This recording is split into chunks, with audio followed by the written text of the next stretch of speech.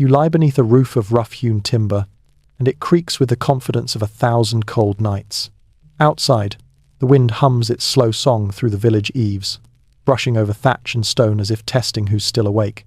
Inside, the glow of a tallow candle breathes shadows into the walls, and the smell somewhere between sheep's wool and smoke lingers like an old friend who refuses to leave.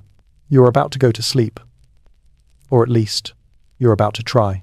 Welcome to medieval nighttime, an experience so uncomfortable that you'll immediately miss your mattress, your pillow, and your ability to close the blinds without first shooing out a goose.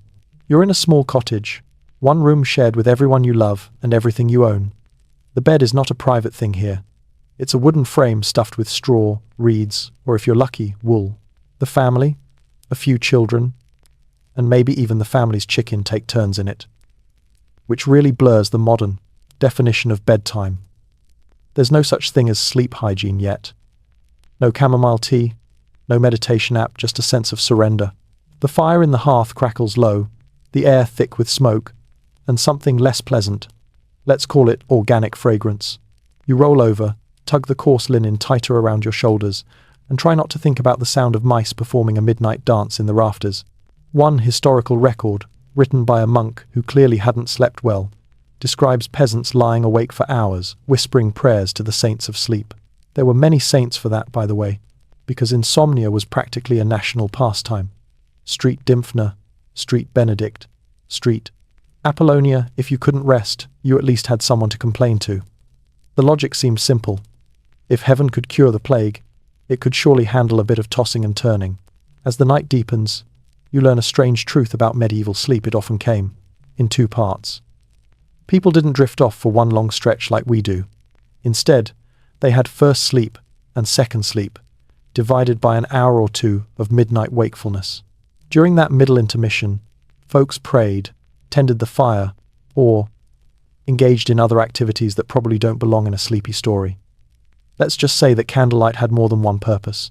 Historians still debate whether this segmented rhythm came from necessity or simply habit, but the pattern was so normal that early medical texts prescribed what to do between the two sleeps, as if it were a feature, not a bug. You breathe in, the air dry as bread crust. You can almost hear your own heartbeat beneath the wool. The village outside is hushed now, except for the occasional bark or the echo of a faraway door slamming against the wind. There's comfort in that rhythm, the reminder that everyone's awake sometimes. Even in the 14th century, you weren't alone in your restlessness. The bed creaks again. A flea bites your ankle. You shift and wonder how anyone ever relaxed in this era. But the truth is, they did. They found peace in the sound of rain hitting the thatch, in the weight of the wool blanket, in the quiet conviction that dawn would come eventually. You probably wouldn't make it through this night, if we're being honest. But that's fine, you're here to imagine it, not to survive it. Before we drift deeper, if you're still awake, give this video a gentle like it tells the old algorithm that you're still breathing, and leave a quiet comment below. Where in the world are you listening from, and what time is it for you? I always love seeing how far these sleepy journeys travel. Now take a deep breath. Let your shoulders soften. The candle is melting lower, and the wind outside is slowing. The night is beginning to breathe evenly. Now, let's ease into tonight's journey.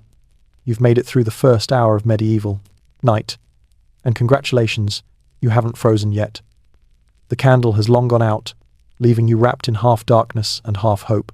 The blanket over you is heavy, coarse, and slightly suspicious smelling. It's made of wool, spun thick enough to keep out drafts, but not thin enough to stop your itching. Every few minutes, a fiber finds a way to remind you it exists, by poking your skin like it's trying to start a conversation. This is your shield against the cold, the damp, and occasionally, the rat. Blankets back then weren't about luxury, they were about survival. You'd share them with your spouse, your children, sometimes your neighbors, if the night was especially brutal. There was warmth in company and practicality in proximity. It's the medieval version of central heating, except the heat source has bad breath and snores.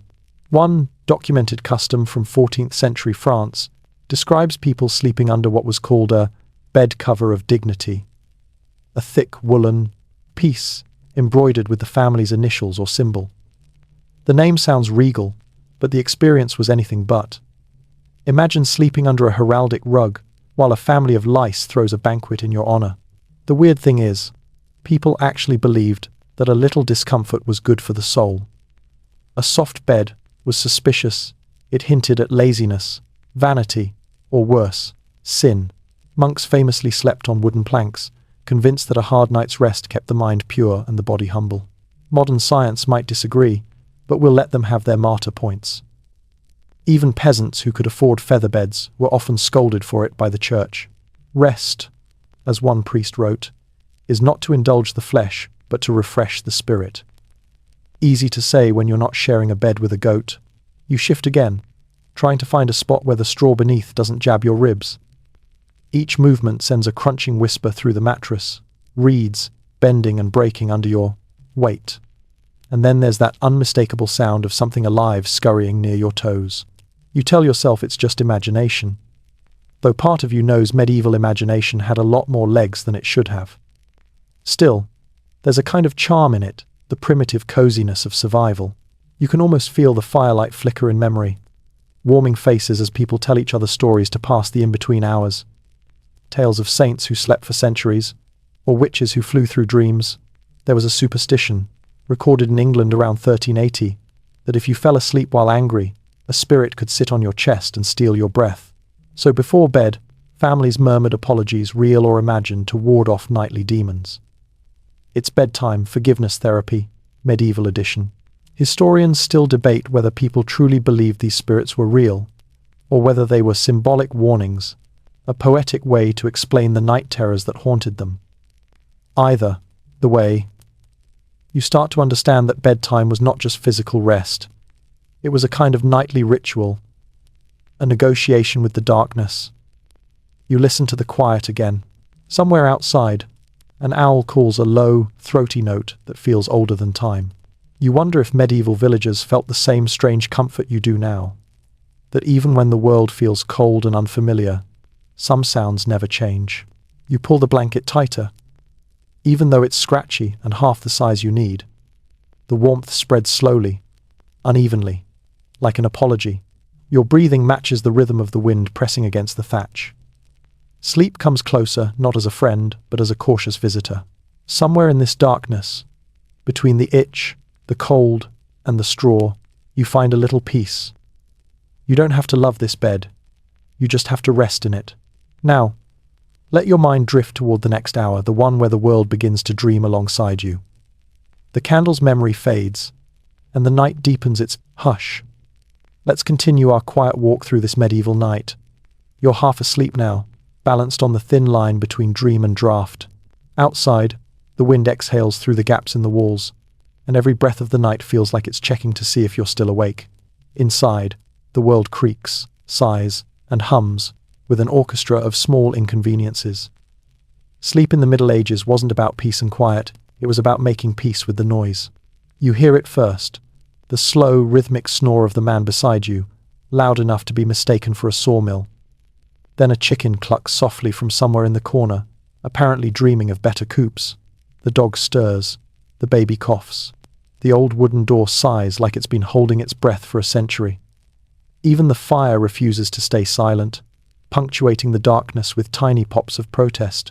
Noise was part of medieval life, and nighttime didn't magically erase it. Thin walls meant you could hear your neighbors praying, arguing, or, on more optimistic nights, celebrating. It's said that village gossip could travel through walls faster than smoke. One 15th century letter from a London apprentice even complains that he could recite his neighbors' nightly arguments by heart, an early form of insomnia theatre. And then there were the bells.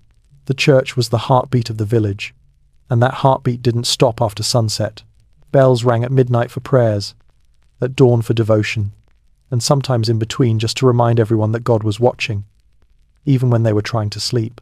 A few records mention villagers stuffing wool in their ears, though most people just accepted the tolling as background music for their exhaustion. There was also the matter of pests. Fleas, lice, and bedbugs were constant companions.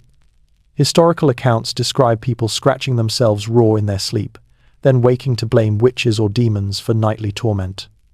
One The 13th century superstition even claimed that yawning too wide at bedtime could let an evil spirit crawl in through your mouth because clearly insomnia wasn't terrifying enough already. Historians still debate whether this fear of nighttime spirits was more religious or psychological, an attempt to explain that strange, weightless panic that comes in the small hours. But whether you call it anxiety or witchcraft, the effect was the same. Sleep came carefully, as though it needed permission. You lie still, letting your mind drift. You think of how sound carries differently here. In modern life, you have constant hums, refrigerators, cars, phones. But in the 1300s, silence wasn't silence at all. It was a living thing, stretching, echoing, cracking in the wood and whispering in the thatch. People feared it, respected it, and talked to it like an old friend they didn't entirely trust. So you listen too. To the creak of your bed, the soft scuttle of something exploring the floorboards, the distant rustle of the wind through the barley fields. This is the soundscape of survival. And strangely, as the minutes pass, it begins to lull you. The sounds become predictable. The snores form a rhythm. The wind takes on a steady cadence, like breathing. You start to feel that subtle surrender, the point where you stop fighting the night and start letting it hold you.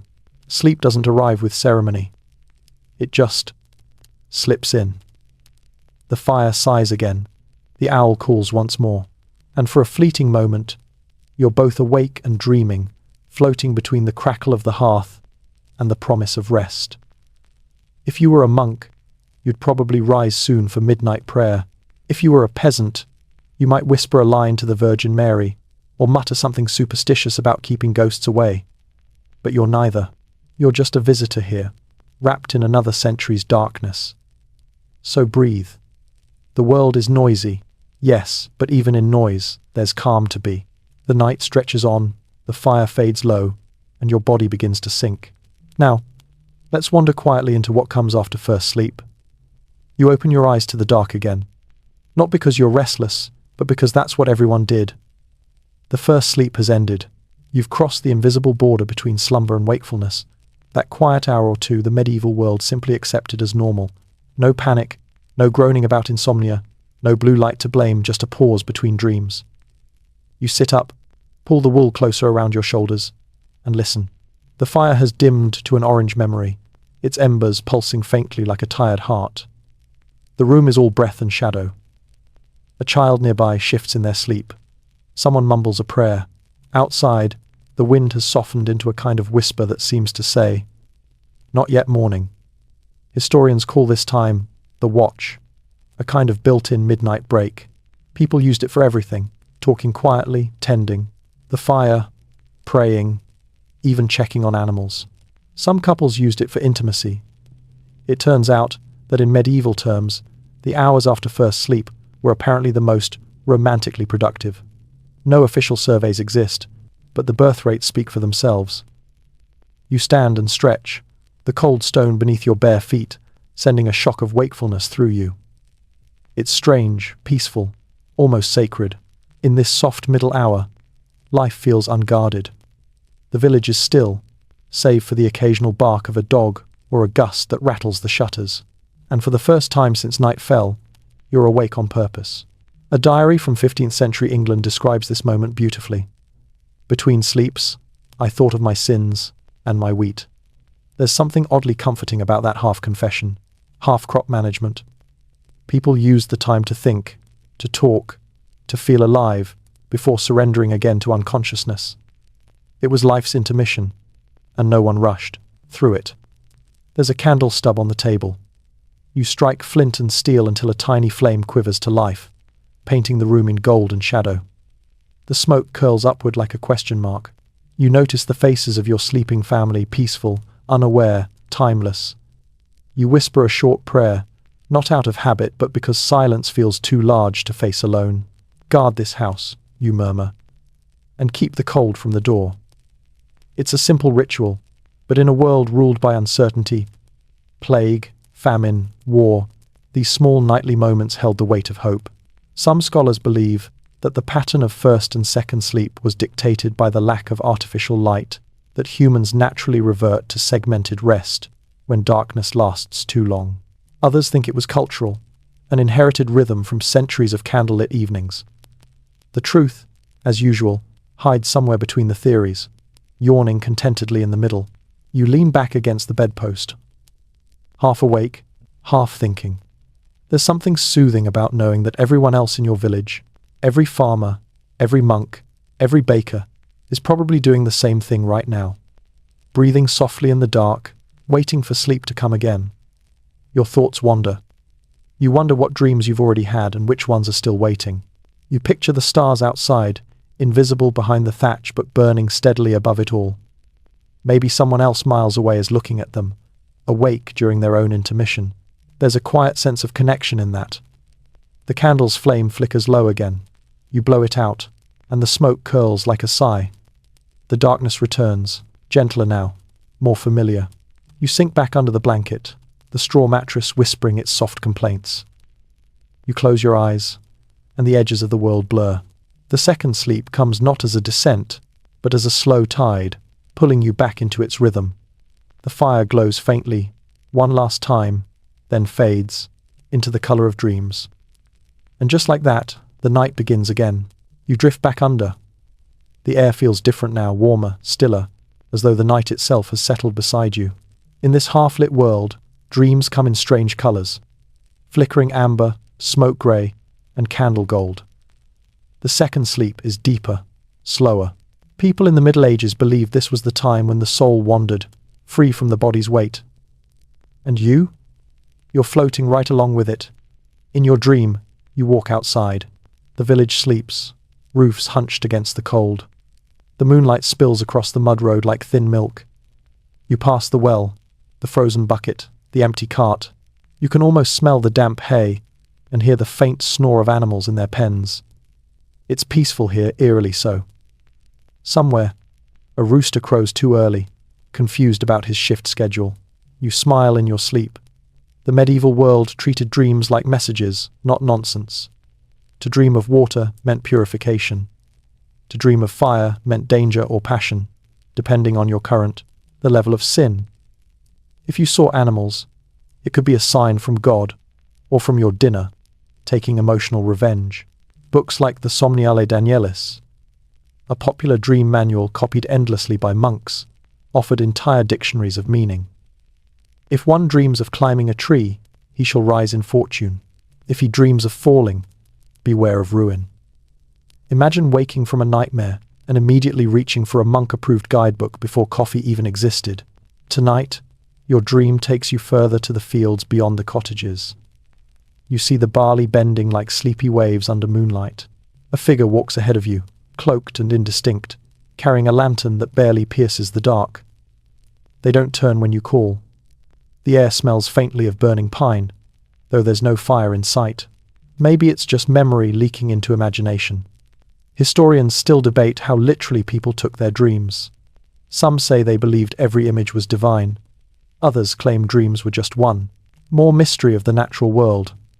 But either way, sleep wasn't just rest, it was travel. It was the one time even the poorest soul could walk freely, without boundaries or taxes. In this drifting world, you sense the same thing medieval minds must have felt, that nighttime wasn't empty, it was alive. The stars were the eyes of saints, the wind was the voice of ancestors, and dreams were how the unseen world reached back. For all their hardship, these people went to bed, believing their minds could touch eternity. You turn slightly in your real bed now, straw rustling beneath you. A wisp of cold air sneaks under the blanket, reminding you that this comfort is borrowed. The fire in the hearth is nearly gone, glowing only at the edges. The smoke has that earthy scent, half ash, half old wood. Somewhere, a mouse scampers across the floor, but you're too far gone to care. You dream again. This time, you're in a candlelit chapel, the same one you passed earlier in the village. The priest from your waking hours is asleep in a chair, his mouth slightly open, the Bible on his chest rising and falling with each snore. The stained glass glows faintly, as if catching moonlight from a place it shouldn't. You hear faint music, plain chant, maybe, or the hum of remembered prayers. You feel yourself smiling, a sleepy kind of gratitude. Maybe this is what they meant by holy rest, the kind that doesn't care if you understand it. You sit for a moment, just breathing in that stillness. And then, quietly, the vision fades. The chapel, the priest, the dream book all dissolve into soft darkness. You're floating again, warm, untethered. Outside, the first hint of dawn begins to press faint light through the thatch. The second sleep is nearly done. You stir, stretch, and somewhere in the real world, a rooster gets it right this time. The night has survived itself. Now let's see what the morning brings. The first light of dawn leaks into the cracks of the shutters, turning the dark room pale and dusty. The fire in the hearth is nothing but a skeleton of coals. And the air feels colder now, not the sharp cold of midnight, but the damp chill that seeps into everything before sunrise. You blink slowly, realizing you've crossed that delicate border between dream and day. The second sleep is over. The rooster outside crows again, this time like he means it. In the corner, the family dog stirs, stretches, and shakes himself awake with a sound like distant rain. You're the first one up, or at least the first one willing to move. The others murmur and roll over, the blanket shifting in a slow wave across the bed. No one wants to be the first to greet the cold. Morning in the Middle Ages doesn't begin with coffee, it begins with smoke. You poke at the ashes, coaxing a few orange embers to life, then add kindling with fingers that already ache. The fire hisses, coughs, and eventually remembers its job. The faint warmth begins to creep across the floor. That small success feels monumental. It's the medieval version of checking your phone and seeing good news. From outside comes the layered soundtrack of a waking world. A distant bell tolling for morning prayers, the rhythmic splash of someone drawing water from the well, the muffled clatter of hooves from the road beyond the fields. The smell of damp hay and wood smoke blends with something less poetic barnyard air. Still, there's beauty in it, the raw kind that doesn't need to pretend. You glance at the others. The eldest child rubs their eyes, squinting through the light. The youngest is still buried in the straw, clutching a small rag doll shaped like a horse. Beside them, someone yawns wide enough to risk inviting that old superstition about spirits sneaking in through open mouths. You smile, remembering it, and close your own just in case. There's no alarm clock here, only obligation. The baker's boy will already be up, tending the ovens. The shepherds will be, time out by sunrise, guiding their flocks past the frost-hardened edges of the meadow. Even rest feels scheduled, and yet, the transition from sleep to work carries its own calm rhythm, a quiet cooperation between exhaustion and necessity. A record from a 14th century priory describes the monks waking before dawn to chant matins, their voices echoing through the stone halls like ghosts rehearsing harmony. The sound, wrote one visitor, was like the sea inside a church. You imagine it now, the deep, steady cadence of voices meeting the dawn, while outside, smoke curls upward from 1,000 thatched chimneys.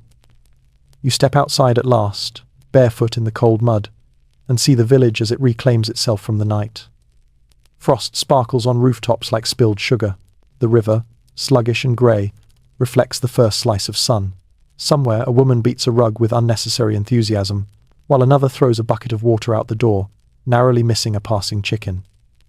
It's chaotic, loud, utterly alive. And as you stand there, you realize something. These people didn't just survive the night, they tamed it, in their own way.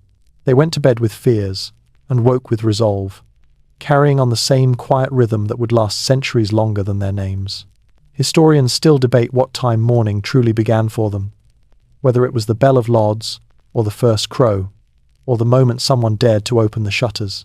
But definitions aside, dawn always meant one thing: another chance. You stretch, yawn again, mouth closed this time, and feel the stiffness in your limbs, proof that even in imagination, straw mattresses are not merciful. The light strengthens, the day begins, and somewhere in the back of your mind, the night you just survived lingers like a story still whispering itself to you. Now, let's follow that whisper into the daylight, and see how the medieval morning truly began. The village is fully awake now, and so are you, though awake might be an overstatement. It's less a feeling of energy, and more a reluctant partnership with consciousness.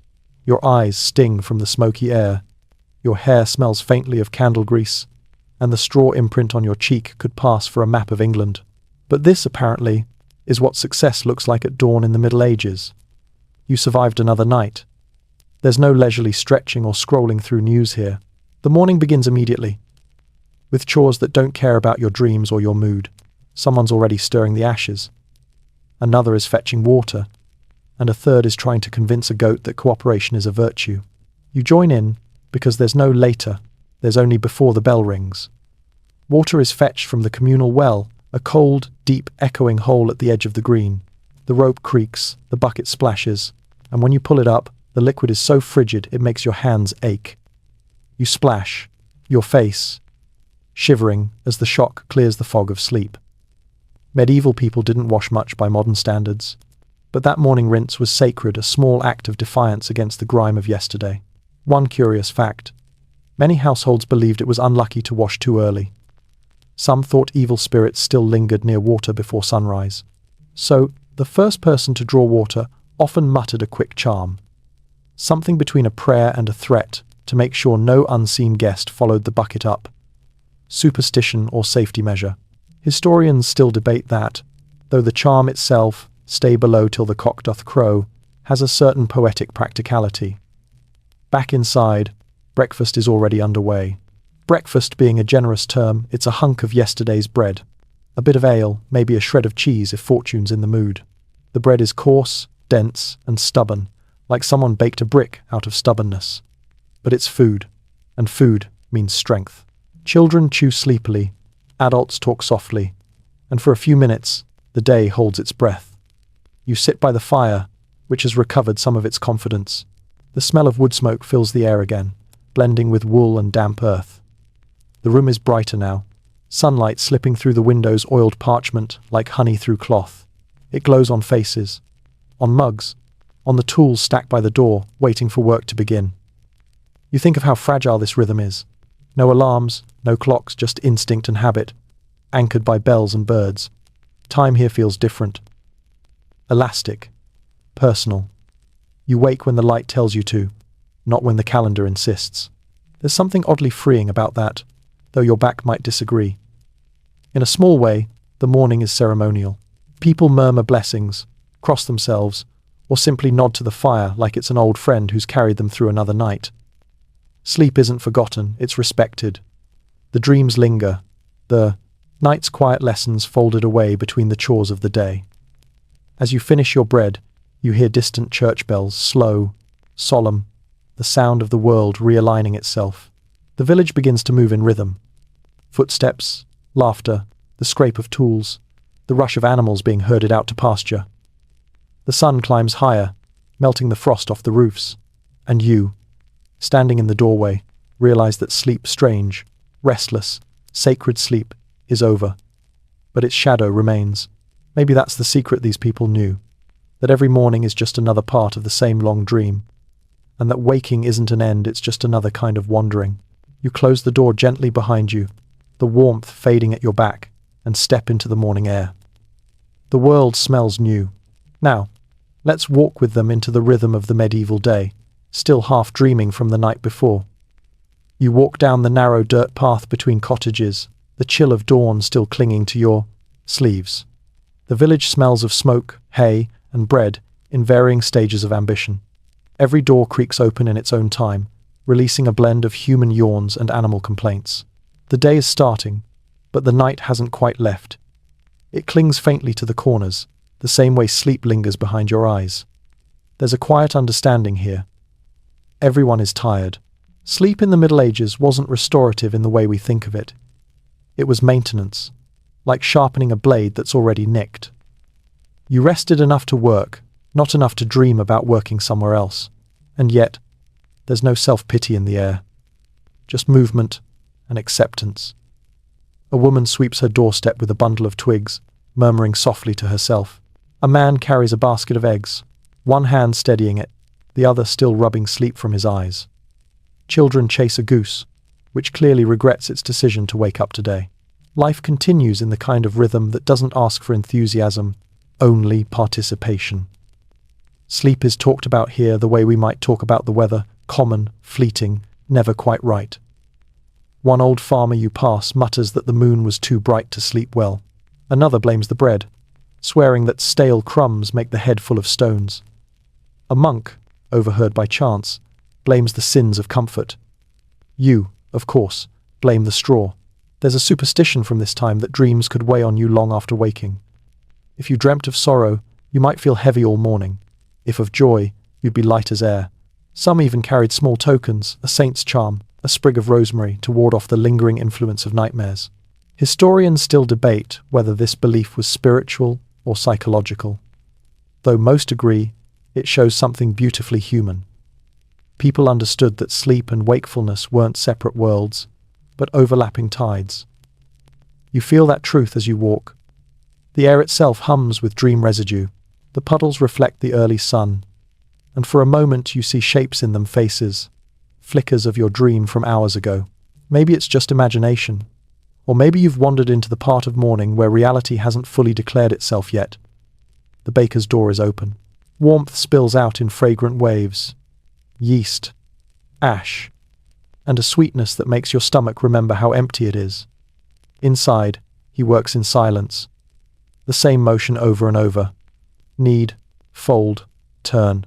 His eyes are half-lidded, his shoulders rolling in rhythm. It's almost hypnotic. You realize this is his second sleep, the waking kind. Not rest, but repetition. You exchange a quiet greeting. He grins without stopping. Says he slept like a crow on a fence. That apparently means badly, but acceptably. You laugh softly and take a piece of bread still warm from the oven. The crust is thick and crisp, the inside steaming and soft.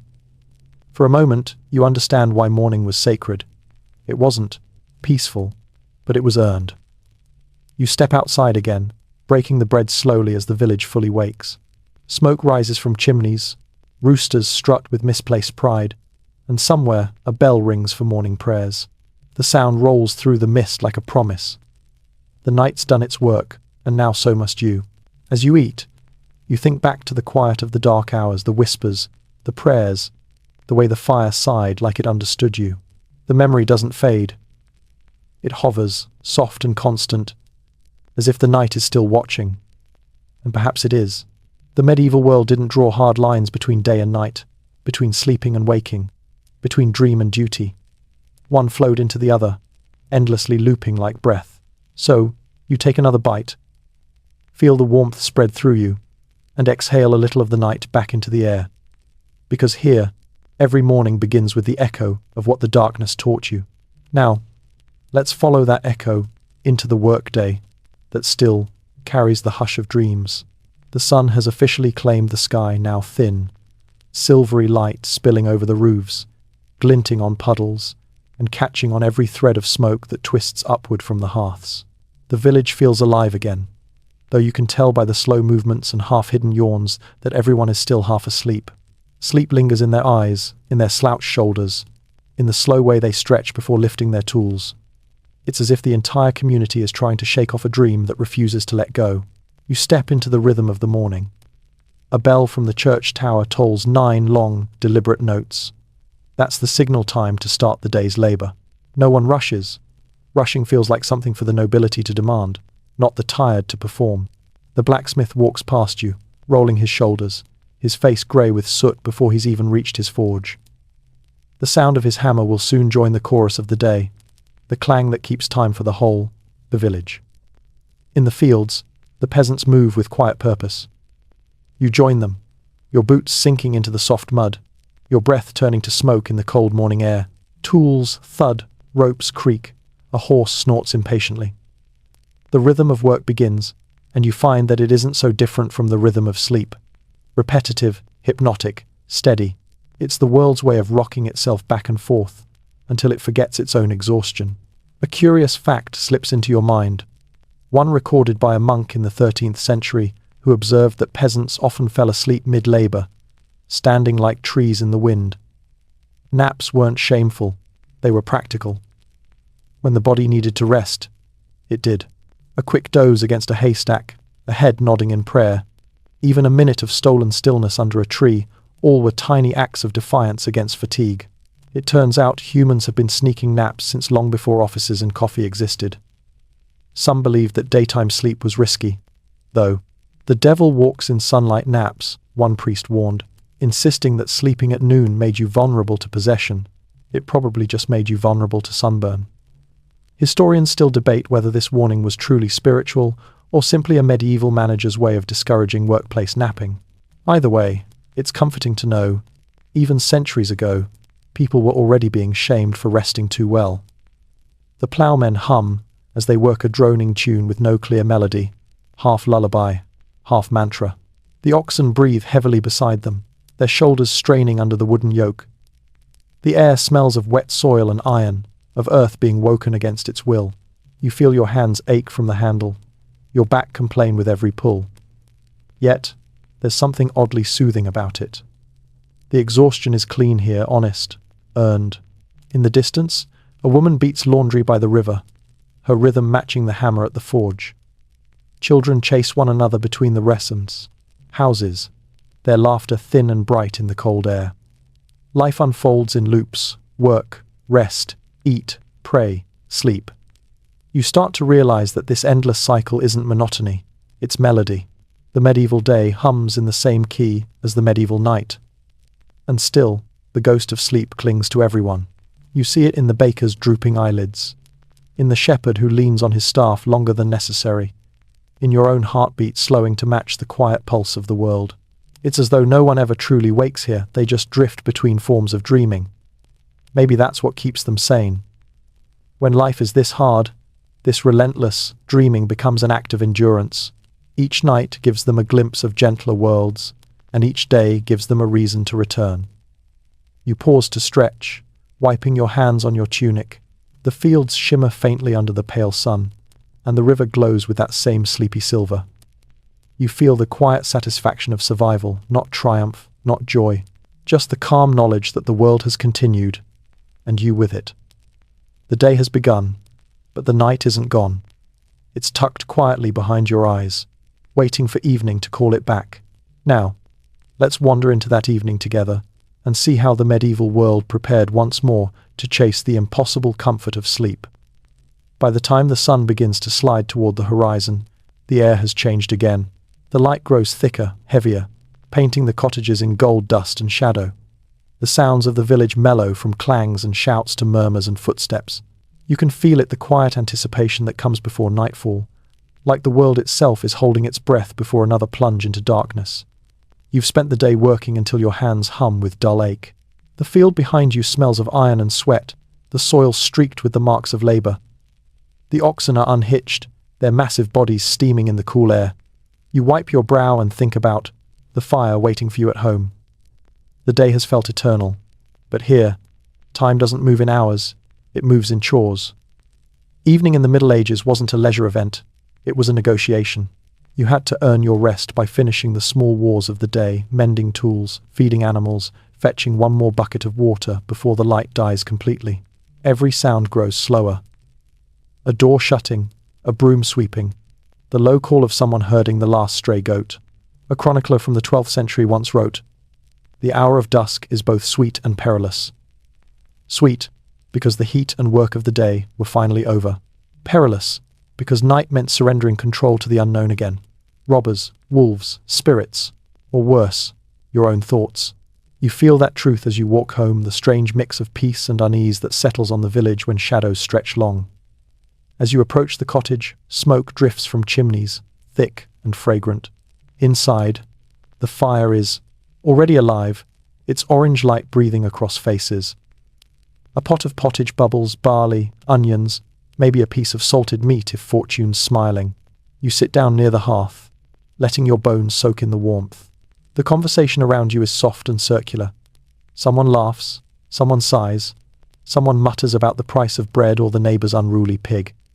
It's simple, but this is where community lived. The hearth was more than heat, it was safety, gossip, and theology, all at once. People told stories here, their voices half in shadow, half in flame. One might mention a saint who slept for 3 days and woke enlightened. Another might swear that a wandering ghost visited him in a dream, whispering warnings about next week's weather. And everyone nods, not because they believe it entirely, but because belief isn't the point, comfort is. As the stew thickens, someone brings out a candle, its wax pooling like molten honey. The flame flickers against the walls, painting everything in trembling gold. The room smells of herbs and smoke, and the faint sweetness of brewing ale. For a moment, it feels timeless. You could be in the year 1200, or 1400, or anywhere in between. Historians still debate whether evenings were truly restful in medieval life, or merely quieter kinds of labor, spinning thread, mending clothes, telling stories to keep the mind busy. But it's hard not to sense that these hours carried something sacred. After all, when your world ends at the limits of a candle flame, the night becomes a cathedral. You finish your meal, tearing bread to soak the last of the broth. The fire pops softly, and sparks dance upward like fireflies that never learn to leave. Someone yawns, someone else crosses themselves, whispering the same evening prayer that's been said for generations. Keep us through the shadows, and bring us to light again. You feel your eyelids grow heavy. The body knows what comes next. It's time to retreat once more into the uncertain mercy of sleep. You lie back near the hearth for a moment, letting the warmth wrap around you like a promise. Outside, the wind hums the same lullaby it's been singing since last night. Inside, the candle burns low, its light softening every edge. The day has folded neatly into the night again, and as the first stars blink awake beyond the smoke, you understand why they called this hour Vespers, an old word for evening and for hope. Now, let's step back into that darkness together and see what strange rituals medieval people used to coax sleep once more from the waiting night. The meal is finished, the fire hums low, and the house begins to quiet again. Everyone knows what comes next. Sleep, in the Middle Ages, was not an accident, it was a ceremony. You don't simply fall asleep, you approach it like a gatekeeper you must persuade to open.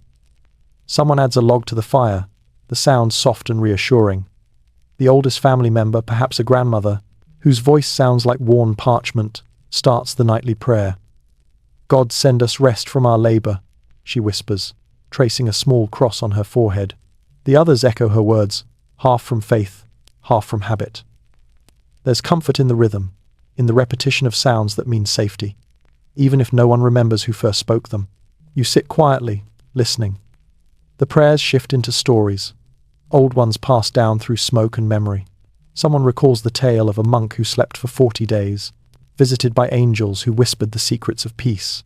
Another mentions a knight who could only rest when his sword lay between him and the door, a superstition that sleep left the soul vulnerable. You realize how deeply people here feared the invisible, the belief that, in the darkness, spirits walked freely and dreams were thin walls between this life and another. To keep those spirits away, households performed small rituals. A broom laid across the threshold to bar evils. Entry. A candle snuffed in 3 steady breaths, each for Father, Son, and Holy Ghost. Shoes turned upside down by the bed, so wandering souls would lose their way if they tried to step inside them. You might laugh now, but in a world with no street lamps, no locks, and no science of sleep, a bit of symbolic protection felt like a warm blanket. One particularly strange custom appears in records from 14th century Germany. People would sprinkle salt on the windowsill and whisper, "As salt stays pure, so shall I sleep unharmed." Historians still debate whether this was a religious charm or simply hygiene with better marketing. But the sentiment is the same: if sleep meant surrender, best to surrender with a safety plan. The children are the first to drift off, their small bodies curled together under the heavy blanket. Their breathing deepens, the rhythm syncing with the fire's occasional sigh. You notice how quiet everything becomes once they're gone, the kind of silence that feels fragile, as if a single sound might break it. You stretch, feeling the ache in your back where the day's labor still lingers. There's no mattress waiting, only straw that will prick and crunch beneath you, but somehow it feels earned. The candle's flame trembles, and for a moment it looks like it's thinking about going out. You watch it, mesmerized by how something so small can hold back so much dark. Before you lie down, you murmur a line you've heard repeated across centuries. Lord, keep watch while I sleep, for I am small and the night is long. It's less a request than a reminder that sleep is trust, a belief that you'll wake again. As you lower yourself into the straw, the texture of the linen is rough but familiar. The warmth of the fire fades slowly across your face. The sounds of the village outside, dogs barking, a late wagon creaking begin to melt into a soft hum. Somewhere nearby, someone hums a tune, a lullaby of sorts. The melody is simple, wordless, older than memory. It might be a prayer, it might be nonsense, but it works. Your breathing slows, the day unravels behind your eyes, and just as the last candle dies, the room disappears into its own quiet. This is what the medieval world called giving yourself to the night. Not an ending, but a surrender. Now, as the darkness settles like velvet, let's wander with you into the dream where superstition, silence, and sleep all blur into something almost sacred. Darkness settles so completely it feels alive. The fire is a fading heartbeat, the embers sighing one last breath before sinking into their own quiet slumber. The air thickens cool, dense, and intimate. You can almost hear the sound of sleep itself now. A low, steady rhythm of breathing, punctuated by the occasional shuffle of a limb or the soft groan of straw beneath shifting weight. You lie there, eyes half open, staring into a blackness so deep it seems endless. But your mind, like every mind before, the invention of proper curtains refuses to rest immediately. It drifts, it wanders. The darkness feels not empty, but crowded. And perhaps it was. Medieval people believed that night was a realm shared between the living and the unseen. You hear it in their writings. Monks describing whispers between candle flame and sleep. Peasants muttering that the dead walked under certain moons. Mothers warning children not to dream with their mouths open, lest spirits slip inside. Sleep wasn't simply rest, it was entry into another world, one with its own rules and inhabitants.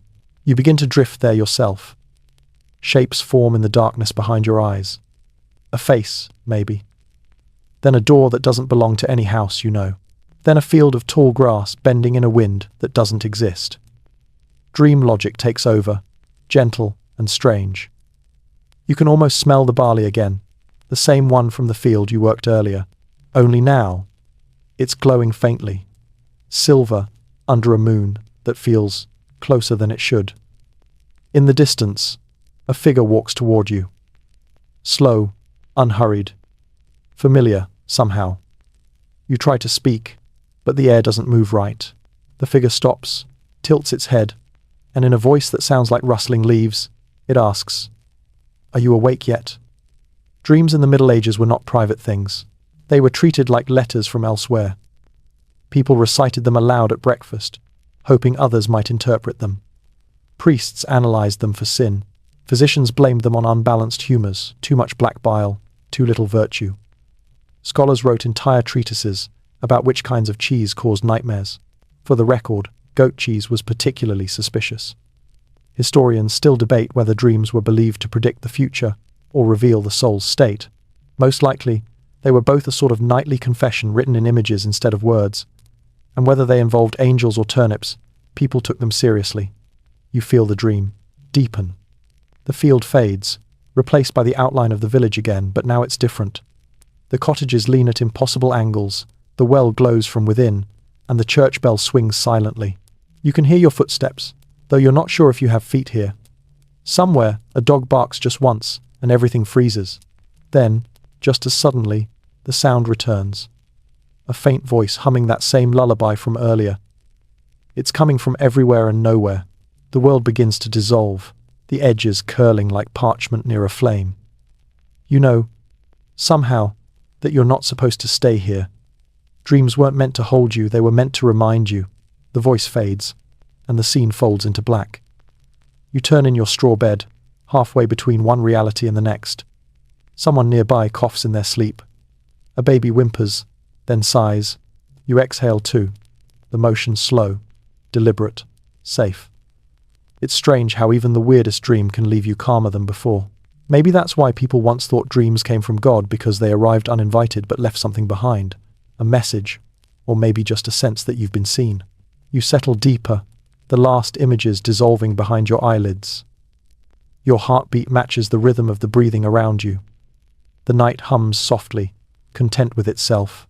And there, in that small, eternal moment between dream and oblivion, you finally stop resisting.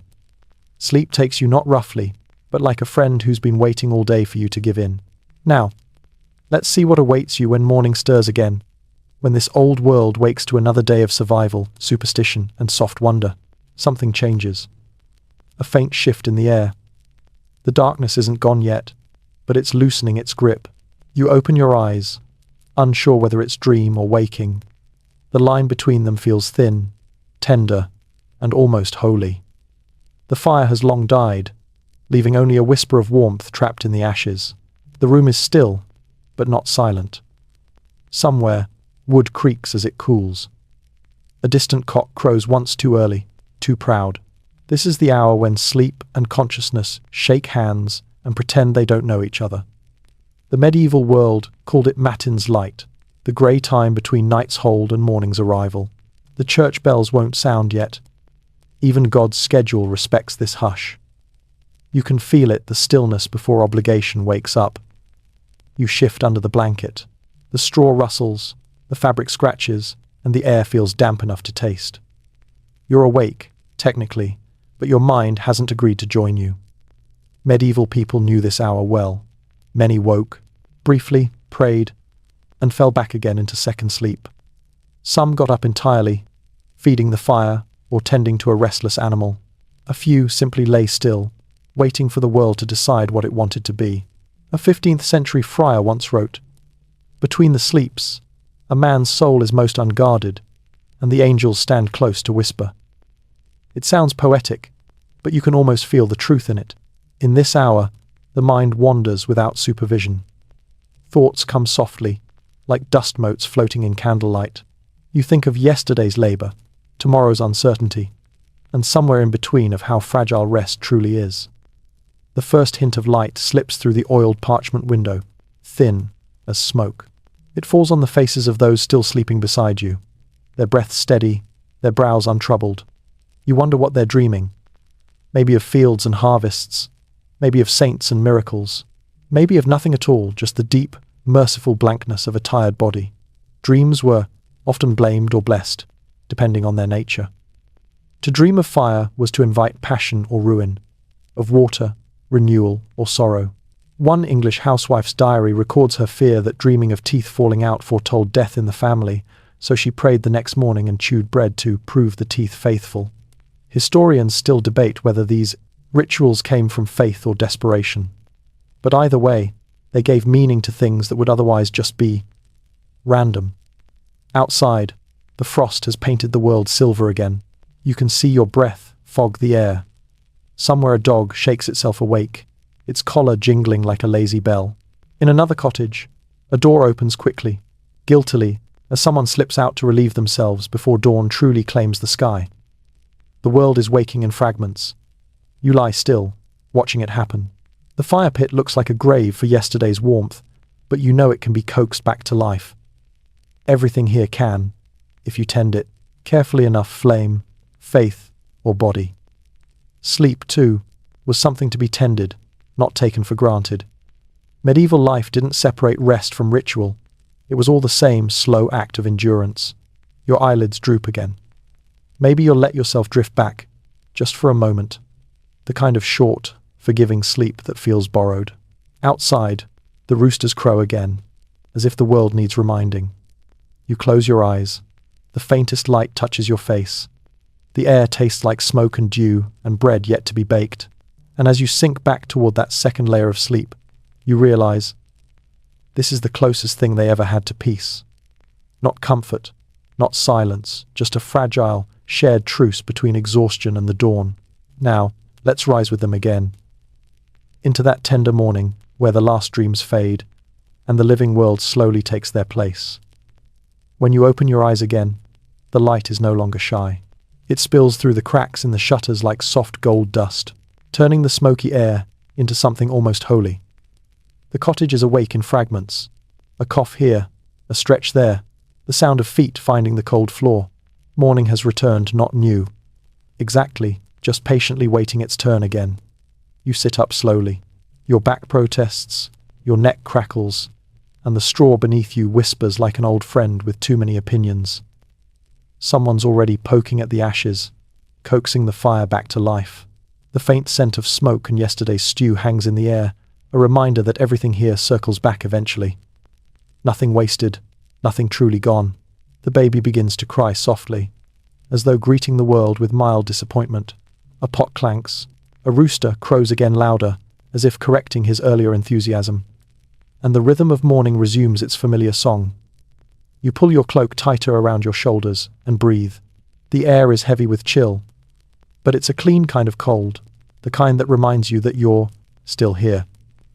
In medieval life, this second dawn carried more than light. It carried renewal. After surviving another night, a feat that was never guaranteed, people didn't rush into their day. There was often a pause, a few minutes of gratitude or small, wordless prayer. One 14th century manuscript describes it beautifully. To wake is to be blessed. To wake again is to be forgiven. You can feel that in the hush between chores. It's not joy exactly, just relief, quiet and sincere.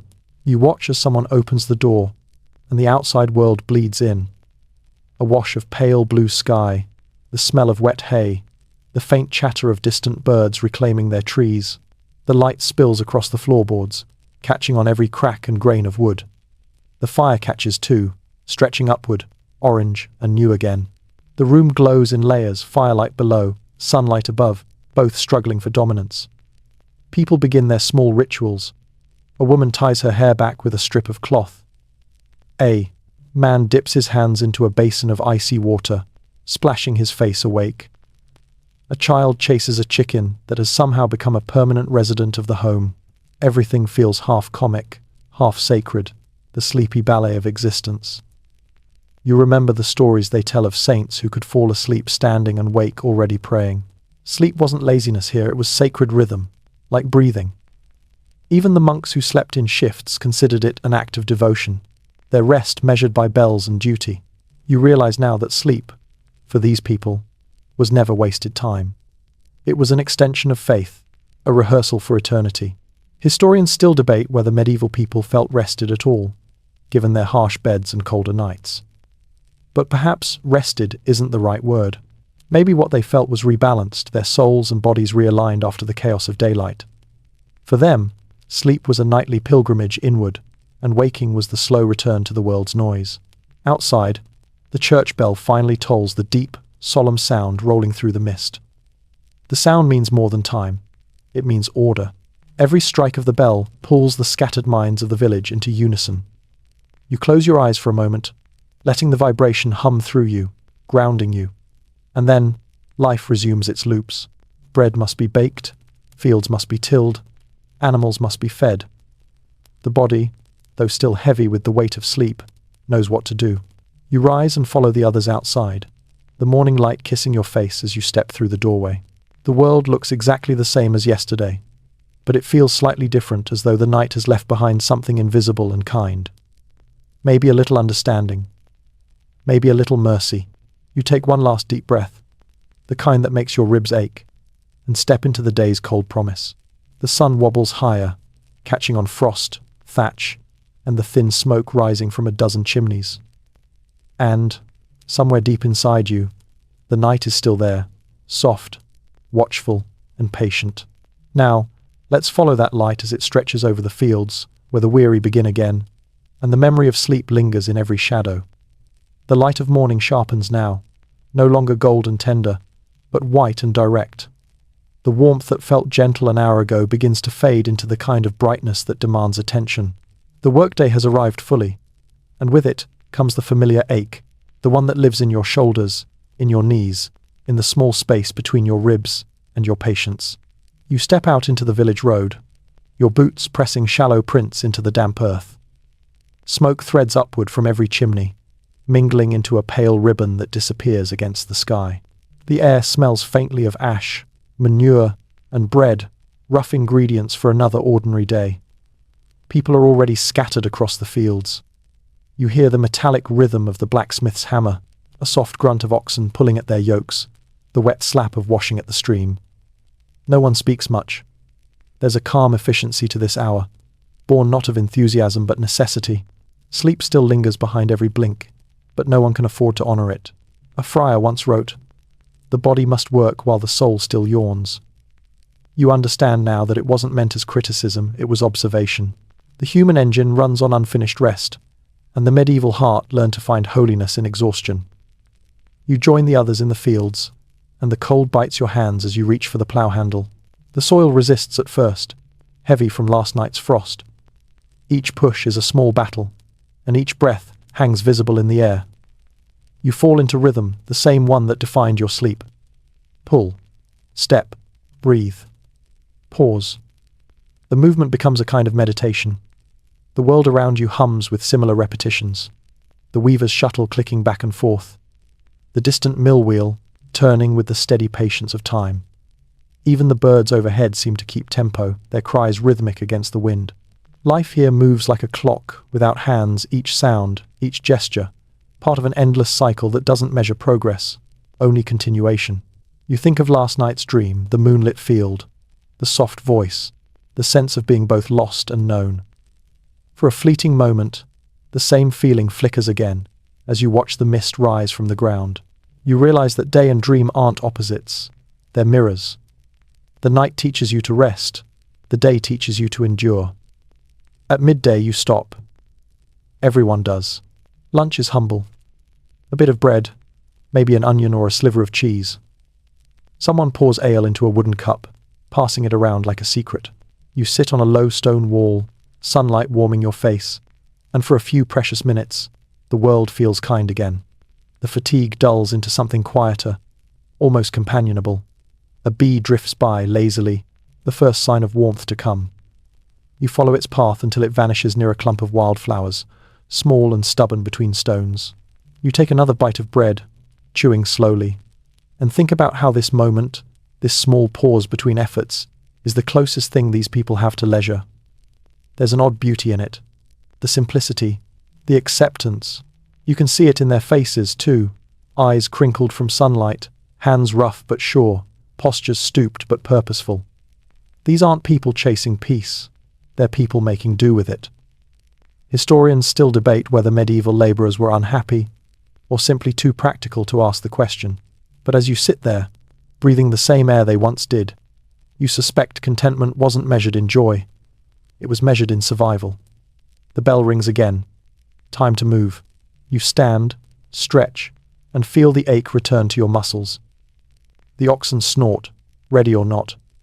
You grip the plough handle again, its wood worn smooth by generations of weary palms. The sun has climbed higher now, indifferent and bright. You squint against it and step forward.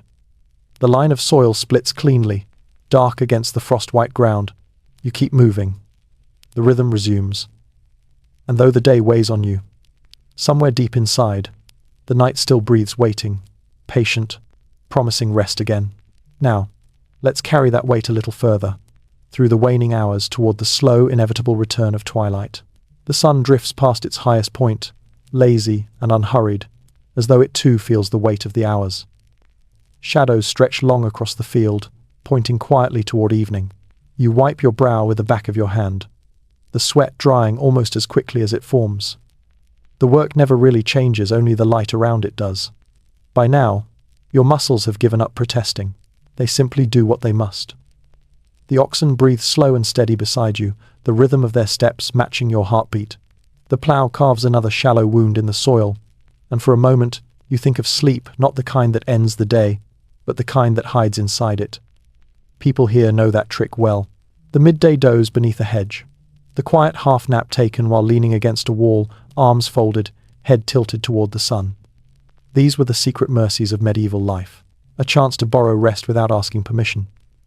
Chroniclers even mention it: monks caught snoring during scripture, field hands dreaming upright, shepherds drifting away to the rhythm of their own flocks.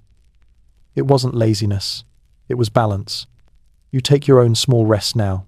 You sit on the edge of the plough, your boots pressed into the dirt, and close your eyes just long enough for the sounds of the world to blur together. Wind through grass, the faint chatter of distant voices, the wooden groan of a cart rolling past. Everything hums in the same sleepy key. For a moment, your mind slides backward, back to the dark room, the straw mattress, the hum of fire and prayer. It's strange how even exhaustion has its own nostalgia. You wonder if people in your time will ever understand this. The comfort of knowing that tiredness can be shared. that everyone around you feels the same slow pull toward surrender. When you open your eyes again, the light has shifted to amber. A small group of women walks past carrying baskets of laundry, their laughter echoing softly between the cottages. The sound feels lighter than anything else in the air, proof that even fatigue can't smother small joy. A boy chases after them, waving a stick like a sword. Someone scolds him. Someone else laughs. It's all part of the same daily script, repeated endlessly, but never exactly the same. You realize that this predictability is what makes their lives bearable. The same routines, the same songs, the same fading light. Even monotony, in the right light, feels like safety. A curious account from a 14th century journal notes that farmers often spoke of the hour of contentment, a brief spell in the late afternoon when work slowed, light softened, and conversation drifted easily. It wasn't planned. It simply happened when bodies and tempers grew too tired for argument. Historians still debate whether that phrase meant peace or resignation. Perhaps both. You feel it now, the calm that comes after resistance fades.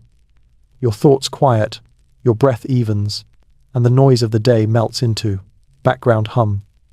There's something deeply human in that surrender. Maybe this is the real art of medieval life, knowing when to stop fighting the world and simply move with it. The bell rings again, low and warm, marking the approach of Vespers. Evening prayers will come soon. People begin to drift back toward the village, some carrying tools, others baskets or pails. The light has turned honey-colored, the air thick with smoke from hearths being rekindled. You rise, stretch, and look once more at the furrows carved through the field. They look like lines on an old palm. Evidence of work, of time, of quiet endurance. You start walking home, boots heavy with mud. The smell of bread greets you before you see the cottages. A rooster calls one last defiant note, and the sky deepens toward violet. The long afternoon has done its work. The world slows again. You can feel the night waiting, patient, just beyond the hills. Now, as the first star blinks awake, let's follow you back toward the glow of the hearth, to where the evening rituals begin, and sleep begins to whisper its name again. The sun has melted behind the trees now, leaving streaks of orange and violet brushed across the sky like fading ink. The road home is lined with smoke rising from cottage chimneys, each column carrying the scent of supper and smouldering wood. Your body aches in the way it always does after a day's labor, steady, predictable, almost companionable. The ache means you've survived the day, and survival is the only luxury that really matters here. As you walk, the air cools. The fields that shimmered under daylight now lie quiet and shadowed, breathing mist. A few villagers linger outside, trading small talk before the dark fully claims the sky. Someone laughs, short and tired. Someone else hums, carrying a tune older than anyone remembers. The sound travels softly through the evening air, like a lullaby for the living. You reach your door and pause for a moment. The cottage glows from within amber light flickering against the wood, silhouettes moving slowly behind thin walls. It's a small, unassuming miracle. Warmth, waiting for you. You step inside, and the world narrows to the sound of the fire, the smell of stew, and the familiar comfort of voices that don't need to be raised to be heard. Someone is mending clothes by firelight, threading a needle with practiced care. Someone else stirs the pot, humming under their breath. The air is thick with the scent of barley and smoke, and faint sweetness from a sliver of carrot. It isn't much, but it's enough. You sit near the hearth, stretching your hands toward the heat, feeling the day unwind itself from your bones. Evenings like this were the medieval soul's reward, quiet, shared, and slow. The day belonged to labor, but the dusk belonged to story. And tonight, as the fire crackles, the oldest member of the household begins another tale. It's one you've heard before, about a knight who swore he could stay awake for 100 nights, only to be defeated by a single dream. The children listen wide-eyed, though they know the ending. You listen too, not for the words, but for the rhythm, the gentle cadence that fills the spaces between thoughts. It's said that stories at night helped people fall asleep, not because of what they told, but how they were told. The slow pace, the circular patterns, the quiet voice by the fire, all work together to rock the listener's mind back toward rest.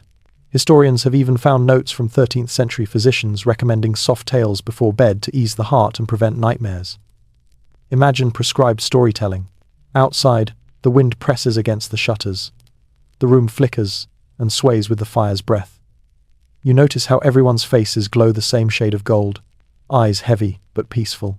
The story drifts from knight to saint to fable, blending history and dream until they become indistinguishable. You feel your body sinking into the rhythm. There's a line from an old psalter that fits this moment perfectly. When the fire speaks low, the soul remembers itself. And that's what this hour feels like, a remembering.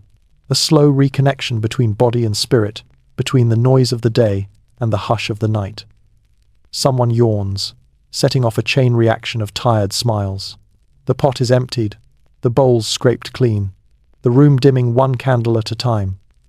You help stack the firewood, each log falling into place with a soft, satisfying thud. The chores shrink as the shadows grow. Outside, the moon has climbed quietly above the roofs. Its light filters in through cracks, pale and cold, a counterpoint to the warm flicker of the hearth. You catch a glimpse of it reflected in a jug of water, a perfect silver coin tossed into the darkness. For a moment, it feels like the world has balanced itself again. Warmth within, silence without. You stretch your legs and feel the pull of sleep beginning. The voices around you fade into whispers. Someone says something about tomorrow's weather. Someone else hums the end of a forgotten hymn, and you, half awake, half dreaming, realize you've lived this day before and will live it again. The rhythm is eternal, the comfort dependable. Work, warmth, story, and sleep, 4 pillars holding up the fragile roof of existence. The fire sighs. The room dims. Now, let's follow the last glimmers of that light into the deep, quiet rituals that prepare the soul once again for night. The night folds inward again, like a heavy blanket being pulled over the village. The last ember in the hearth glows a deep, steady red, and the air hums with that soft, breathy stillness that only exists between conversation and sleep. The stories have ended, the laughter has faded, and even the restless children have fallen into that dazed silence that means the day has finally let go of them. You sit near the fire a little longer, watching. The shadows tremble on the walls. The candle on the table burns low, its flame bent slightly by the faint draught creeping through the cracks in the wood. Everything is ordinary and sacred at once. This is how nights began here. Every night, with a slow surrender, one sound at a time. Someone sets aside their sewing, folding the cloth neatly. Another draws a wooden bolt across the door. You hear the latch click into place, a soft punctuation mark announcing that the world outside has been dismissed until dawn. The faint bark of a dog carries from another house, then fades. Somewhere far off, a bell rings, signaling the last prayers of the evening. Compline, the final office of the day. You bow your head, almost by instinct. You're not a monk, but the rhythm of that ancient hour seeps into you. The words, half remembered from countless nights, drift like smoke in your mind. Keep watch, O Lord, with those who wake or weep this night. It's a prayer for everyone, for the sick, the lonely, the shepherd awake under the stars. A reminder that even in darkness, someone, somewhere, keeps the fire lit. When the bell stops, the silence it leaves behind feels huge. You stretch, feeling the pull in your shoulders, the heaviness of your limbs. Sleep comes easier in this quiet. It doesn't need to be hunted, only allowed. The rest of the family moves toward the bed, a slow procession of weary bodies and whispered words. You follow, each step soft, respectful of the calm that's been so carefully built. The straw mattress greets you like an old argument, scratchy, uneven, stubborn but familiar. The blanket smells faintly of smoke and lanolin. You lie down, curling into its rough comfort. The fire beside you pops once, a final word before falling silent. For a while, you just listen. The breathing around you grows steady, deep, synchronized. You can hear the faint creak of the timbers as the cottage settles into its own version of rest. The wind outside brushes against the thatch, whispering the same ancient lullaby it has sung to every sleeper before you. And in that darkness, your mind begins to loosen again. The boundaries between thoughts soften. Faces from the day appear and dissolve the baker, the children, the woman sweeping her doorstep at dawn. Even the field returns, bathed in moonlight this time, empty and still. The world feels slower, heavier, kinder. Historians still debate what dreams meant to people then, but maybe it's simpler than any theory suggests. Maybe they just knew, instinctively, that this nightly descent into darkness was a rehearsal for trust. To close your eyes was to believe you'd open them again, to hand the world over to something unseen and hope it would be waiting in the morning. You roll onto your side. The last bit of warmth from the hearth drifts toward you, faint but comforting. The cold nips at your feet through the thin blanket, but it's bearable. Everything here is bearable when it's shared. Somewhere, a baby sighs in its sleep. Someone murmurs a prayer they've already forgotten. The night folds deeper around you. Your last waking thought drifts by like a leaf on slow water. Tomorrow will be the same, and that's all right.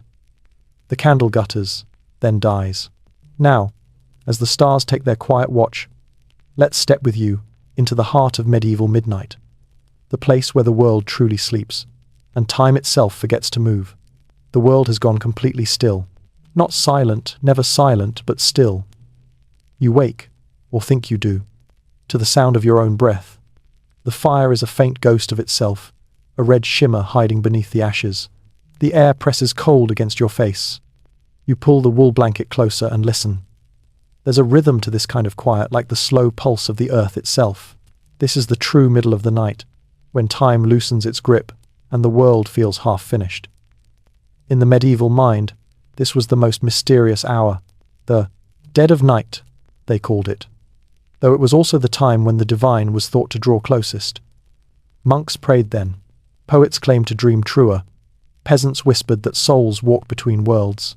You understand why. There's something sacred about the way darkness feels complete. You sit up slightly, blinking into the black. A faint blue glow seeps through the cracks in the wall. The moon, high and unbothered, watching you like it's seen this all before. The village is asleep, its roofs glistening faintly under frost. You can almost see the breath of the night rising from chimneys, slow and ghostly. Inside, you hear the smallest sounds, a log settling in the hearth, the sigh of someone turning in their sleep, the faint hum of wind sneaking through the thatch.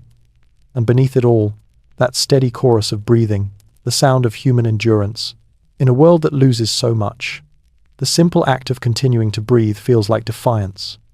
You lie back down, eyes open. Your thoughts begin to wander, as thoughts often do when sleep hesitates.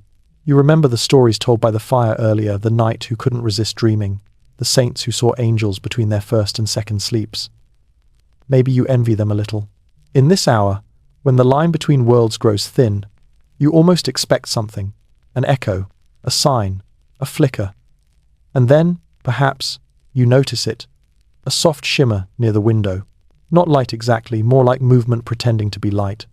For a moment you think it's your eyes playing tricks, but then you hear the faintest whisper. Just air, probably. Just wind. Still, you murmur a half-prayer out of habit. Keep watch, O Lord. The same words whispered by every half-awake soul since time began. There's an old superstition that dreams dream us at this hour, that the sleeping mind isn't the one imagining, but the one being imagined. You don't know if that's true, but it feels right somehow. You close your eyes, again, and the darkness behind them feels almost sentient, vast, waiting, patient. Historians still debate whether the idea of midnight prayer came from piety or fear. Was it a spiritual calling, or simply an unwillingness to be alone with the dark? Whatever the reason, you feel the strange pull too, a need to give this hour meaning, to name it, to know it won't swallow you whole. So you whisper again, quietly this time, be near. The air stirs. The sound of breathing around you changes slightly as someone turns.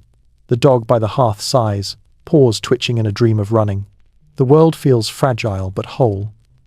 You realize you are part of it, not watching it, not outside it, but within its rhythm, part of the great sleeping heartbeat that connects everything living. And just as that thought settles, the fatigue returns slow and heavy and irresistible. You let yourself sink into it. The world softens, the sounds blur, and the cold stops mattering. This is what the monks called the mercy of the night, when even the most anxious mind finally gives up and joins the silence.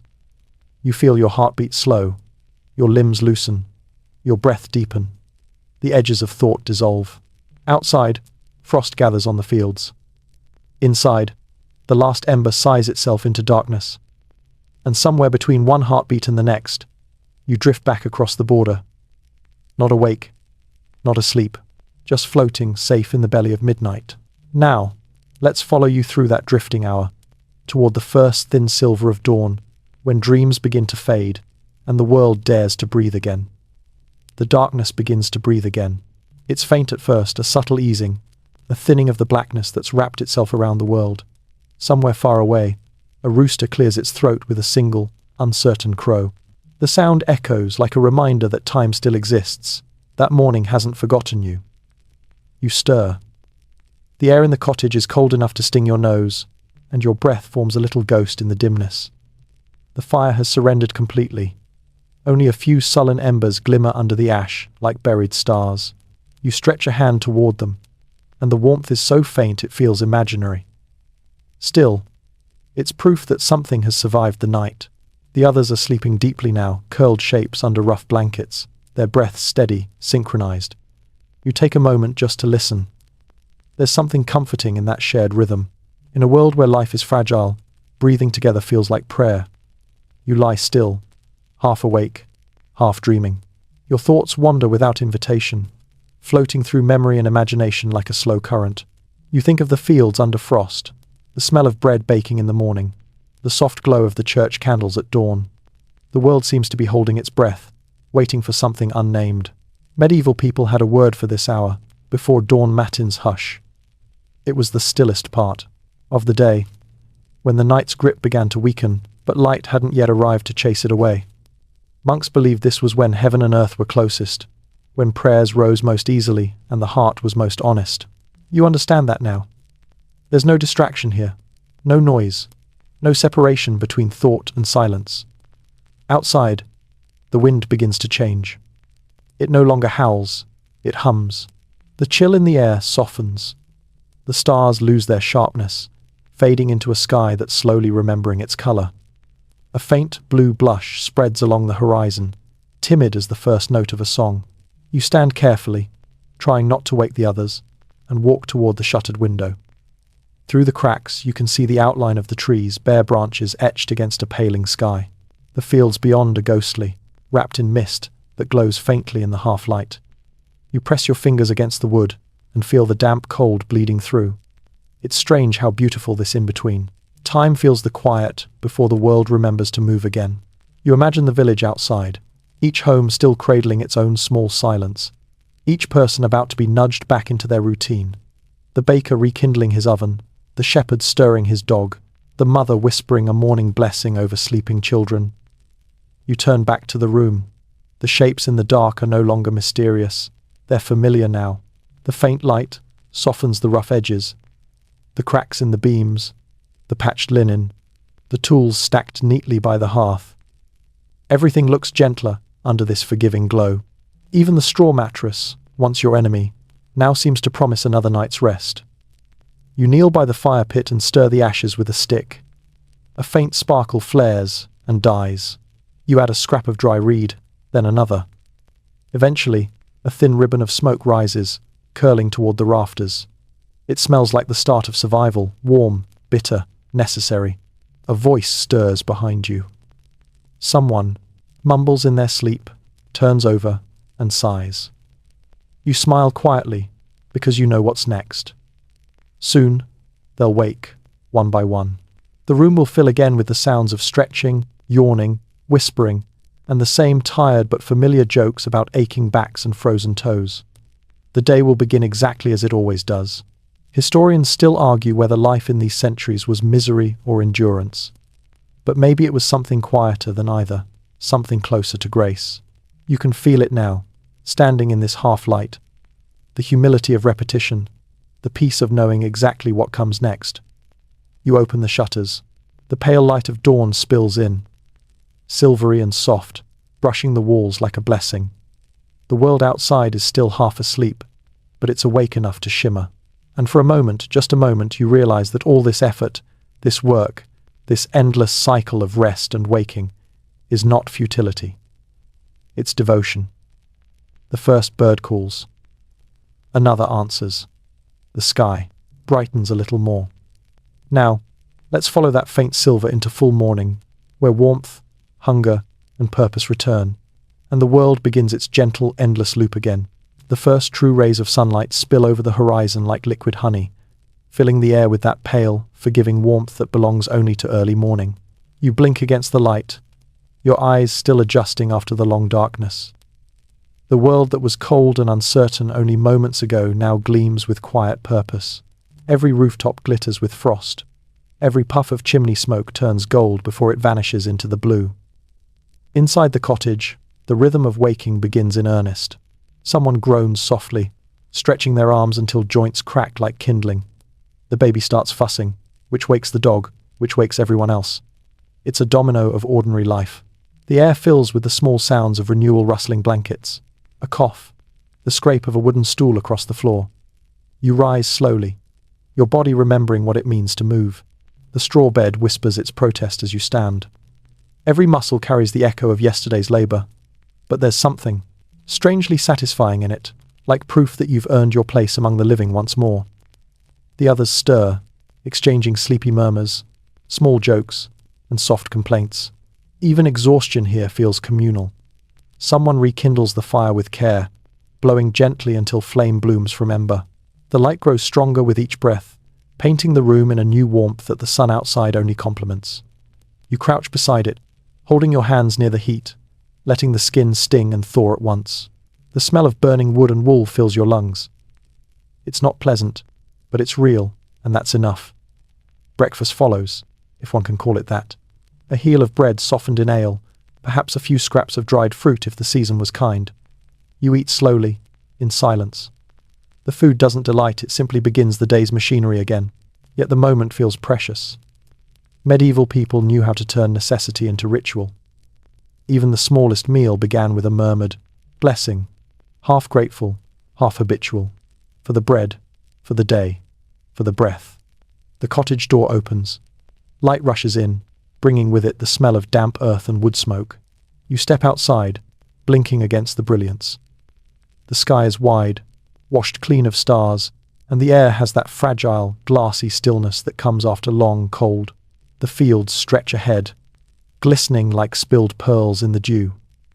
It's said that in some villages, the first person to greet the dawn was considered blessed. They called it the watcher's fortune. To wake first, to see light before others, meant that the new day had found you worthy of it. You think of that now, as you stand in the doorframe, breathing the first full breath of morning. There's no music, no grandeur, only the gentle sound of life resuming its rhythm. And that, perhaps, is the miracle. A few other villagers are awake now. You can see faint figures moving between houses, carrying buckets or splitting kindling. From the chapel, a low bell begins to toll. Its sound drifts across the frosted fields, solemn but not sad. It's a reminder, as it always is. The cycle continues. Work begins. Time moves. Rest will come again. You start toward the well with your bucket, each step crunching lightly over frozen ground. The air bites, but sunlight softens the sting. You glance upward, and for a brief, impossible moment, the light catches a wisp of mist curling above the thatch. It looks almost like smoke from 1,000 tiny prayers rising together. You pause, smile faintly, and keep walking. The bucket dips into the well with a hollow splash. The rope creaks, the pulley groans, and when you lift the water, it gleams like melted sky. You stare at your reflection for a moment, blurred, soft-edged, familiar. You look tired, but calm, human, real. Historians still debate whether mornings like this offered peace, or just another kind of endurance. But standing here, you suspect the two were never separate. Peace isn't the absence of labor, it's the quiet that follows the decision to begin again. You carry the bucket back slowly, feeling the weight in your arms. Each step leaves a dark mark on the frost, a record of your small persistence. The smell of firewood greets you again as you reach the door. Inside, voices murmur, life resumes, and warmth spreads. And as the light brightens further, you realize The long night has ended. Yes, but it was never your enemy. It was the other half of the same promise. Now, as the full day opens its hands to you, let's follow that light beyond the cottage walls into the rhythm of the waking world, where sleep fades into memory and life begins its quiet work once again. By mid-morning, the village hums again. Not loudly, never that, but with a low, steady pulse, the sound of dozens of small lives resuming their tasks. The church bell finishes its final note of terce, and as the echo fades into the cold air, people begin to move in. Harmony. Doors open, buckets clatter, hammers start their slow percussion. It's not chaos, it's choreography. Every life here knows its place in the pattern. You walk along the path that threads between cottages.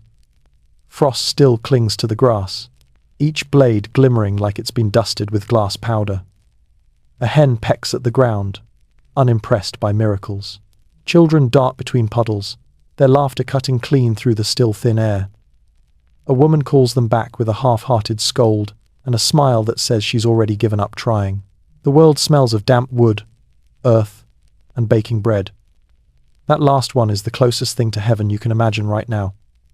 You follow the scent toward the baker's hut. Inside, he's already pulling loaves from his oven, their crusts dark and shining. His face glows with sweat and pride. He nods to you but doesn't speak. Words feel unnecessary before bread. You trade a few coins and leave with a warm loaf wrapped in cloth.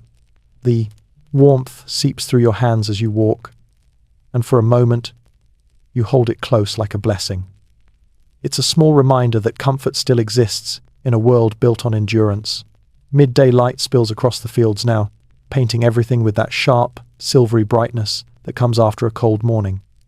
The soil glints with thin frost. The crows wheel overhead, shouting their harsh opinions about whatever crows discuss. You breathe deeply. The air tastes of metal and salt and sunlight.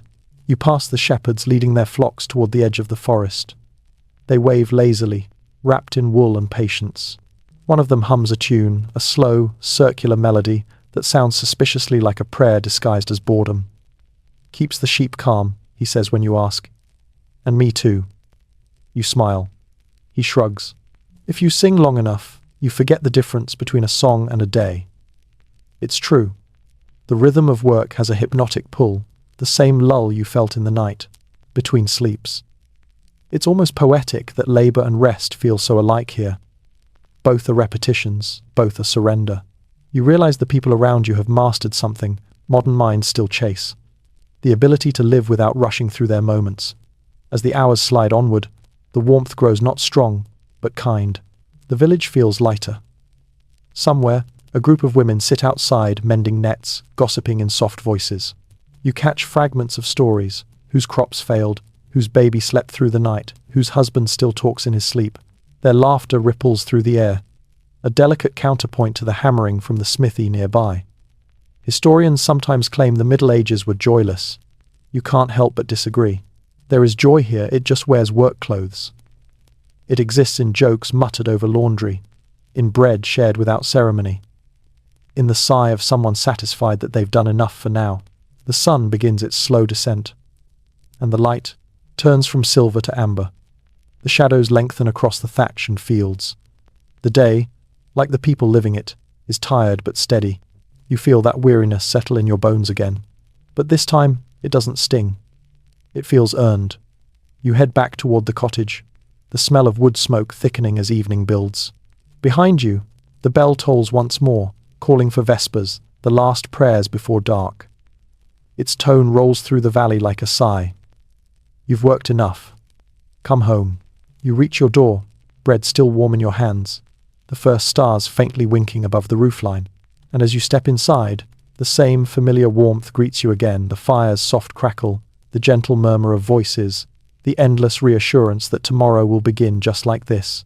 The night is waiting once more, not as an ending, but as a continuation of this rhythm, the pulse of waking and sleeping, working and dreaming, breathing and believing. Now, let's let that rhythm slow. Again, one more time, into the final descent of night, where the world sighs, and you follow it softly toward rest once more. The sun melts behind the hills once more, the light dissolving into soft streaks of rose and grey. Smoke rises from every chimney, curling lazily upward, as if the entire village is exhaling together after a long, honest day. The air cools quickly, wrapping itself around the cottages like a familiar shawl. The sounds of labor fade, hammer, bleat, laughter, each one retreating into memory. Evening has arrived again, quiet and inevitable. Inside the cottage, the fire burns low, steady, tired. The day's noise has been replaced by the muted rhythm of chores that prepare the night. Bowls scrubbed, bread wrapped, embers banked. You move slowly, each motion careful, deliberate. The body knows this ritual by heart. It's not just about resting. It's about letting go of effort. The children have already fallen asleep near the hearth, their faces soft and shiny with warmth. One dreams loudly, mumbling something about geese. The others breathe in the deep, uneven music of pure exhaustion. You smile. Their sleep is proof that the world, despite its hardness, can still be gentle sometimes. You take your seat near the fire, hands outstretched toward its glow. The light trembles across your skin, gold fading into orange, orange into ash. Someone hums the same lullaby that has closed every night of this life. A melody without beginning or end, the kind that wraps itself around a room until everything in it slows. There's no hurry now. The day is done. The fields are quiet. The world has earned its rest. You murmur a few words, half prayer, half gratitude, into the stillness. For the bread, the warmth, the waking, and the chance to close my eyes again. The cottage darkens as candles are snuffed, each flame bowing out one at a time. The last one goes quietly, its smoke curling into the rafters like the ghost of the day itself. Shadows fill the space it leaves behind. The air smells of wax and wool and the faint sweetness of burnt wood. You lie down again on the straw mattress, and even though it pricks at your skin, it feels familiar, almost comforting in its imperfection. The blanket is heavy, scratchy, alive with the warmth of shared sleep. Someone turns beside you, finding their place in the tangle of limbs and breath. The fire hums its last note. The night exhales. Outside, the wind carries the same sound it did last night, and the one before. The distant rush of trees, the soft whistle through the cracks of the thatch, the faint bark of a dog standing guard against shadows. It's not frightening anymore. It's a lullaby written by the land itself. You close your eyes. The images of the day drift across your mind fields, glinting in sunlight. Laughter by the well, the pale frost that caught the first light of dawn. They blur and fade, replaced by the slow, soothing darkness behind your eyelids. Historians still argue whether people of this time feared the night or revered it. But lying here, half dreaming, you know it was both. Night was a teacher, a keeper, a mirror. It reminded them of how small they were and how connected they were, to one another, to the earth, to the long, patient rhythm of being alive.